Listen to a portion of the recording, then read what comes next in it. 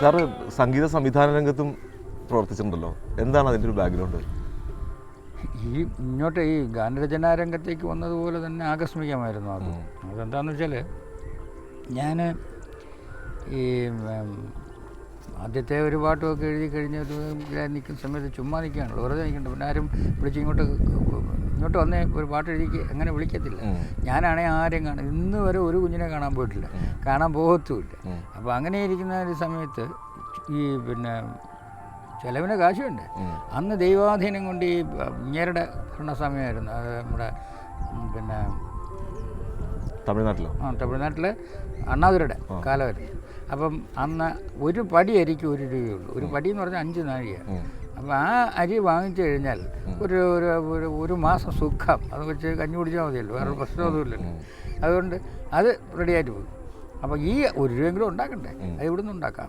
അങ്ങനെ വിചാരിച്ചിരിക്കുമ്പോഴാണ് ജയവിജയന്മാർ പറഞ്ഞു നമുക്കൊരു കാര്യം ചെയ്യാം, എഴുതുമല്ലോ, താൻ നന്നായിട്ട് എഴുതുമല്ലോ, ഭക്തിഗാനം എഴുതും. അപ്പോൾ ഭക്തിഗാനം എഴുതിയാൽ കാശ് കിട്ടും, പക്ഷേ 10 രൂപ കിട്ടുള്ളൂ. 4 ഭക്തിഗാനം എഴുതിയാൽ 40 രൂപ കിട്ടും. മതി, അതൊക്കെ മതി, ഒരു മാസത്തേക്കൊക്കെ അത് മതി തൽക്കാലം. അങ്ങനെ കുറേ ഗാനങ്ങൾ എഴുതി. അന്ന് ഈ എഴുതിയപ്പോൾ എൻ്റെ കൂടെ എഴുതിയതാണ്, ഞാൻ പറഞ്ഞില്ല. അങ്ങനെ എഴുതുന്നപ്പോൾ ഞാൻ തന്നെ പാടുകയൊക്കെ ചെയ്യുന്നു. അപ്പോഴേ അവർക്ക് തോന്നിയപ്പം ജയവിജയന്മാരും അല്ല, കൃഷ്ണാജി എന്ന് പറഞ്ഞിട്ടൊരു പാർട്ടിയുണ്ടായിരുന്നു. അവർ പറഞ്ഞു ഞങ്ങൾ തന്നെത്താനൊക്കെ നന്നായിട്ട് ട്യൂൺ ചെയ്യുന്നുണ്ടല്ലോ, നമുക്കൊരു ഇതൊന്നും ചെയ്താലെന്താണെന്ന് ചോദിച്ചുകൊണ്ട് HMVന്ന് ABM കാരെടുത്ത് കൊണ്ടുപോയി. അങ്ങനെയാണ് ABMൻ്റെ അവരുടെ ഇതിൽ വെച്ചാണ് ഞാൻ ആദ്യമായിട്ട് ദീപം മകരദീപം എന്ന് പറയുന്നൊരു പാട്ട് എഴുതുകയും ട്യൂൺ ചെയ്യുകയും. ഇത് രണ്ടും കൂടെ ഒരു ദിവസം കൊണ്ട് സ്ഥാപിക്കണം. അടുത്ത ദിവസം ജയചന്ദ്രൻ വന്നത് പാടുകയും വേണം. എവിടെ കൂടെ നടക്കാൻ രണ്ടും കൂടെ ഒന്നൊന്നും ആയിട്ടില്ല, 1-2 പാട്ട് എഴുതും. അപ്പോൾ ഈ 1-2 പാട്ട് എഴുതാൻ കാരണം ചോറ്റാനിക്കര ദേവിയമ്മ. ചോറ്റാനിക്കര ദേവീക്ഷേത്രത്തിൽ ഒരിക്കൽ പ്രാർത്ഥനയ്ക്കൊക്കെ പോയപ്പോൾ അവിടെ ഈ വട്ടമുള്ളവരൊക്കെ വരും, നമുക്കും അതിനൊക്കെയാണ് താല്പര്യം. എത്ര വട്ടമുണ്ടായിരുന്നാലും അവരിന്ന് പിടിച്ചെടുക്കാൻ ഒരുപാട് കഴിയും. അതുകൊണ്ട് ഞാൻ ഇരുന്നപ്പോൾ കാണാൻ ഒരാളിങ്ങനെ ഒരു പാട്ടും പാടി ഇങ്ങനെ നടക്കുന്നത്, നാനി നാനി നാനി നാനി നാനി നാനി അമ്മ വന്നു, വേറെ എന്തോന്നൊക്കെ ഉണ്ട്. ഇത്രയേ ഉള്ളൂ. പക്ഷേ ഇതിൻ്റെ ആദ്യത്തെ 2 ലൈൻ ഇതൊന്നും ആരും ട്യൂൺ ചെയ്തിട്ടുള്ളതല്ലോ, ഇവൻ തോന്നിയ പാടിയല്ലേ. എന്തായാലും അത് ഞാൻ ഇങ്ങനെ കടമെടുത്തു. ആദ്യത്തെ 2 ലൈൻ അവൻ്റെ തന്നെ. അതിങ്ങനെ എടുത്തിട്ട് അതാണ് ഉച്ചിയിലിരുമുടി കെട്ടുമായി വരുന്നു ഞാൻ അച്ഛൻ കോവിലയ്യപ്പ രക്ഷയേകൂ. അവൻ്റെ ട്യൂണിൽ തന്നെ ഇട്ടു. ബാക്കിയൊക്കെ ഞാൻ ഇട്ടു. അങ്ങനെ അങ്ങ് തുടങ്ങി കഴിഞ്ഞപ്പോൾ ആ പാട്ടങ്ങ് കൊള്ളാം, അവർക്കങ്ങ് ഭയങ്കര ഇഷ്ടമായി. അങ്ങനെ 1 by 1 ഓരോന്നോരോന്നോരോന്നാ വന്ന് മനസ്സിനെ മാംസത്തിൽ നിന്ന് ഉയർത്തണമേ. അതൊക്കെ ഇപ്പോഴാണ് ഇവൻ നിന്ന് രാത്രിയും പകലും ഇല്ലാതെ വർക്ക് ചെയ്യണം, അത്രയ്ക്ക് നേറ്റിരിക്കുന്നു. അപ്പോൾ ഞാൻ വിചാരിച്ചു ഇവനെയും കൂടെ കിട്ടാമല്ലോ. ഇവൻ്റെ ഒരു പേരെ പറ്റിയതാണല്ലോ കുളത്തൂപ്പുഴ, അതും അയ്യപ്പൻ്റെ പാട്ടാണല്ലോ. രവീന്ദ്രൻ മാഷിനെ പറ്റിയാണ് പറയുന്നത്. സത്യത്തിൽ രവീന്ദ്രനെ പറ്റിയാണ് കുളത്തൂപ്പുഴ ബാലനെ എഴുതിയത്. അപ്പോൾ ഞാൻ വെറുതെ നിന്നെ പറ്റി എഴുതാൻ പോകണ്ട എന്ന് പറഞ്ഞിട്ട് കൊള്ളത്തൂപ്പുഴയിലെ ബാലകനെ അവൻ കെട്ടിപ്പിടിക്കുകയൊക്കെ ചെയ്തു, കണ്ണൊക്കെ നിറഞ്ഞു ഒക്കെ ആണെങ്കിലും. കാരണം എന്നെ അയ്യപ്പനാക്കിയത്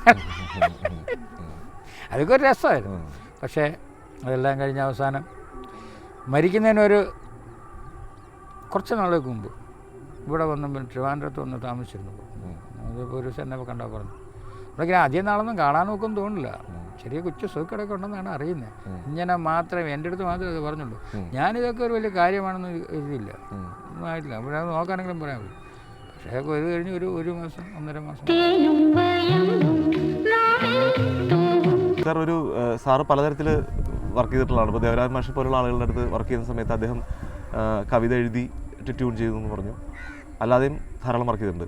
പലപ്പോഴും ഒരു പോയറ്റ്, ഒരു കവി എന്ന രീതിയിൽ ഈ സന്ദർഭങ്ങളിൽ ഒരു ചെറിയ കോംപ്രമൈസ് ചിലപ്പോൾ വേണ്ടി വരാറില്ലേ? അങ്ങനെ തോന്നിയിട്ടുണ്ടോ? കോംപ്രമൈസ് എന്ന് പറയുമ്പോൾ എന്തുദ്ദേശിച്ച് എങ്ങനെയാണ്? അത് ട്യൂണിനനുസരിച്ച് നമ്മൾ ഇതിനെ പാകപ്പെടുത്തി എടുക്കുമ്പോൾ ഉണ്ടാകുന്ന ഏതെങ്കിലും തരത്തിൽ കോംപ്രമൈസ് ചെയ്യുക, കാവ്യ ഗുണത്തിന് കോംപ്രമൈസ് ചെയ്യേണ്ടി വന്നിട്ടുണ്ട് എന്ന് തോന്നിയിട്ടുണ്ടോ? അല്ല, ഞാൻ ട്യൂൺ ഒരു ട്യൂൺ ഇട്ട് കഴിഞ്ഞ് ഇങ്ങോട്ട് തന്നു കഴിഞ്ഞാൽ എൻ്റെ ഇതിൽ അത് സംഗീതമാണ്. ആ സംഗീതത്തിനനുസരിച്ച് ലൈൻസ് കൊടുക്കുക എന്നുള്ളത് മാത്രമാണ് എൻ്റെ ജോലി. അതാണ് ആദ്യമായിട്ട് ദിലീപ് എന്ന് പറഞ്ഞാൽ A.R. റഹ്മാൻ. റഹ്മാൻ്റെ പടം ആദ്യത്തെ അവൻ്റെ ആദ്യത്തെ ഇതാണത്. യോധയിൽ വന്ന് ട്യൂൺ ഇട്ട് കഴിഞ്ഞാൽ ഒരു 1.5 മൈൽ നീളത്തിലുള്ള ഒരു സാധനം എടുത്തു വന്നു. അപ്പോൾ തന്നെ ഇരുന്നുകൊണ്ടിരുന്നതിൻ്റെ ഇത് പടകാളി ചണ്ടി ചങ്കരി പോർക്കലി മാർഗി. പക്ഷേ അതിനകത്ത് ഒരു രസമുള്ളായിരുന്നു. ഇത് ട്യൂൺ റെക്കോർഡ് ചെയ്ത് കഴിഞ്ഞ് കഴിഞ്ഞപ്പോൾ പോർക്കലി മാർഗിനി എന്നാണ് അതിൻ്റെ അർത്ഥം. ശരിക്കുള്ള വെച്ചാൽ പോർക്കലീശ്വരി ദേവി ക്ഷേത്രമുണ്ട്. പോർക്കലി എന്ന് വെച്ചാൽ പോരിൽ കലി തുള്ളുന്നവൾ കാളി. പോർക്കലി മാർഗിനി മാർഗനിർദ്ദേശം തരുന്നവൾ, ഇതൊക്കെയാണ് എൻ്റെ അർത്ഥം. ഇതൊക്കെ എഴുതി. പക്ഷേ ഇത് ട്യൂൺ ഇട്ട് കഴിഞ്ഞ് പാടിയൊക്കെ കഴിഞ്ഞ് ആൾക്കാർ ബഹളത്തിനിടയിൽ കൂടെ കേട്ടപ്പോൾ പോക്കിരി മാക്കിരി ആയിപ്പോയി. അതിനിപ്പം അതിന് ഞാൻ ഉത്തരവാദിയല്ല. ഒരു തിരിഞ്ഞു നോക്കുന്ന സമയത്ത് ഈ നടന്നു വന്ന വഴികളെ കുറിച്ച് എങ്ങനെയാണ് ഫീൽ ചെയ്യുന്നത്?